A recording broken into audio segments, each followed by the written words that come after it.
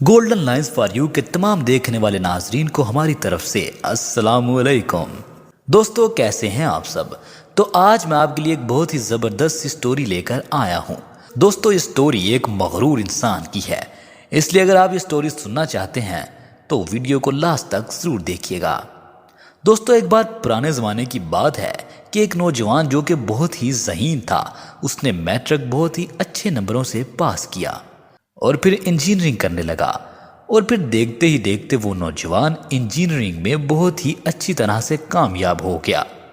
دوستو جب وہ انجینئر بن چکا تھا تو اس نے امریکہ جانے کا فیصلہ کیا، چونکہ وہ نوجوان ایک بہت ہی ذہین شخص تھا اور ایک قابل انجینئر تھا، اس لیے اسے امریکہ میں ایک بہت ہی بڑی کمپنی میں نوکری بھی مل گئی، اور پھر وہی شخص کچھ ہی عرصے میں ڈالر سے کھیلنے لگا۔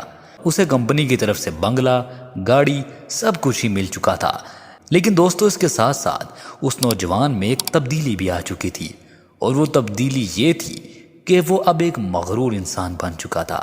اس کے اندر اتنا غرور آ چکا تھا کہ اب اس نے اپنے سارے قریبی رشتوں اور رشتہ داروں کے ساتھ تعلقات ختم کر دیے تھے۔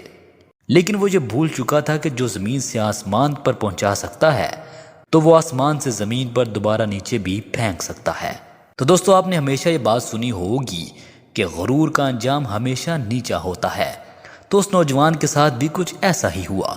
کچھ ہی عرصے بعد وہ شخص کسی ایسی دماغی بیماری میں مبتلا ہو گیا کہ اب اس کا دماغ کسی بھی کام کو ٹھیک طریقے سے سر انجام دینے کے قابل نہ رہا، اور اسی وجہ سے اسے نوکری سے نکالنے کے ساتھ ساتھ اس سے تمام آسائشیں بھی لے لی گئیں۔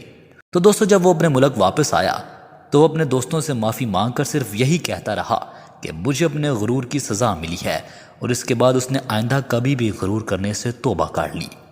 تو دوستو غرور ایک ایسی چیز ہے جو آپ کو تباہ کر کے رکھ سکتی ہے۔